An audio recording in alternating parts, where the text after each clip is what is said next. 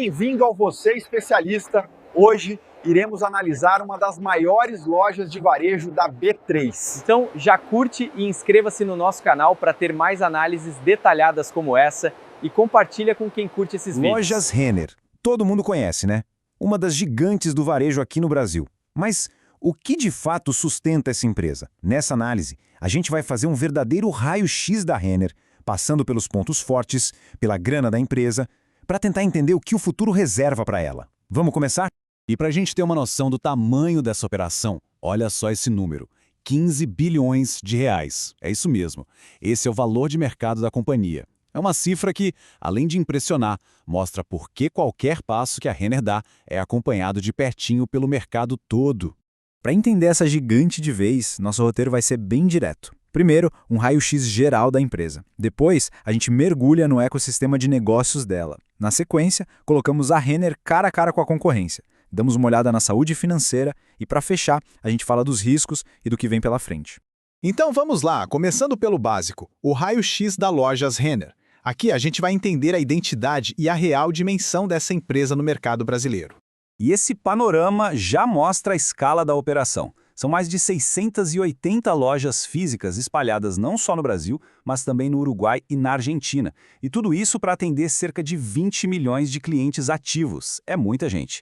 E lá na Bolsa, ela está classificada como consumo cíclico. O que isso quer dizer? É simples. O desempenho dela sobe e desce junto com a economia. Se a grana está curta, a galera segura a compra de roupa nova. Se a economia vai bem, as vendas disparam. Mas a Renner é muito mais do que só aquela loja de departamento que a gente conhece. A empresa funciona como um ecossistema completo. Além da própria marca Renner, que é o carro-chefe, tem a Camicado, focada em casa e decoração, a Youcom, que fala com o público mais jovem, e a Realize, que é o braço financeiro. E essa parte financeira, olha, é uma peça-chave na estratégia toda. E isso já nos leva direto para a nossa segunda parte, o tal do ecossistema de negócios. Como é que todas essas peças se encaixam para criar valor de um jeito consistente? Então fica a grande pergunta, né? Com tantos negócios diferentes debaixo do mesmo guarda-chuva, como é que a Renner consegue gerar valor de forma sólida ano após ano? A resposta está em 4 pilares estratégicos que são muito bem definidos. Esses aqui são os 4 motores que movem a Renner. Tudo começa com dados, para entender o que o cliente quer. Isso alimenta uma plataforma omnicanal, que faz a loja física e o aplicativo conversarem. Com essa eficiência, a empresa consegue ter uma expansão disciplinada, ou seja, abrir lojas só onde realmente faz sentido. E para amarrar tudo isso, entram os serviços financeiros da Realize, que ajudam a fidelizar o cliente e ainda criam uma nova fonte de receita. E são esses pilares que constroem as vantagens competitivas da empresa. A marca forte, a operação omnicanal, o ecossistema, tudo isso é bem claro. Mas tem um ponto que diferencia a Renner de muita empresa no Brasil: a governança.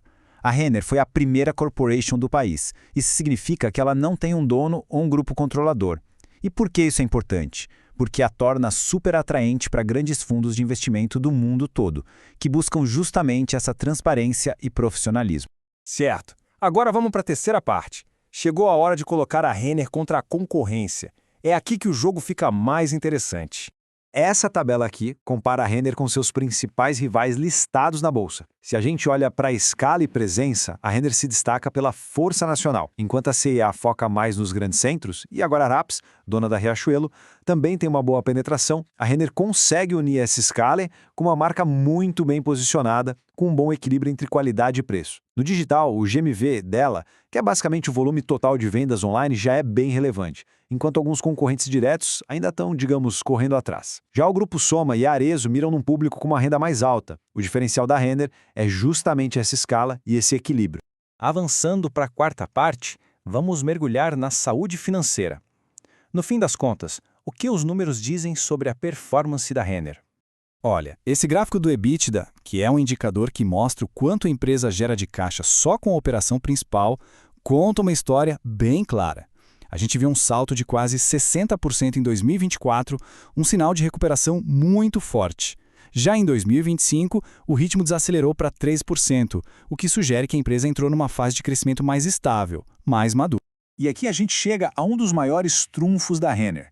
A empresa opera com uma posição de caixa líquido. Tá, mas o que isso significa na prática?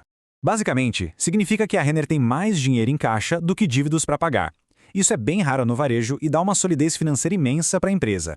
Traz flexibilidade para investir, para expandir e, claro, para remunerar os acionistas. Tudo isso sem a pressão de estar endividada. É uma vantagem competitiva gigantesca. E toda essa saúde financeira se traduz em retorno para o acionista. Esse número aí, 5,64%, é o famoso dividend yield do último ano. É um retorno em dividendos bem atraente, ainda mais para uma empresa que continua investindo pesado para crescer ao mesmo tempo.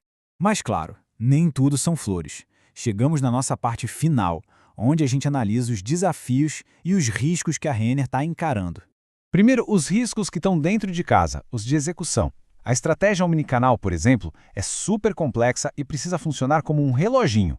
Errar a mão na gestão de estoques ou no ciclo da moda pode custar muito caro. E claro, o principal ativo, que é a marca, precisa ser protegido a todo custo.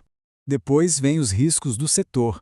A competição está cada vez mais pesada, e não só com as empresas daqui, mas com as gigantes internacionais do e-commerce. Isso gera uma pressão por promoções que pode achatar as margens, ao mesmo tempo em que a migração do consumidor para o online exige investimentos sem parar. E por último, os riscos macroeconômicos, aqueles que a empresa não controla. O varejo de moda depende diretamente do bolso do consumidor. Então renda, emprego, juros altos, tudo isso impacta as vendas. E não podemos esquecer da inflação e da variação do dólar, que pressionam os custos dos produtos. E tudo isso nos leva à pergunta final. A Renner tem uma base muito sólida, marca forte, caixa saudável, operação eficiente, mas a concorrência, principalmente a internacional, está mais rápida e agressiva do que nunca. A grande questão que fica é: será que o ecossistema da Renner consegue se adaptar rápido o suficiente para continuar ditando as regras do varejo no Brasil? Essa foi a nossa análise estruturada da Lojas Renner, aqui no Você Especialista. Se você curte essas análises a fundo, que destrincham as maiores empresas do país, já se inscreve no canal para não perder as próximas. A gente se vê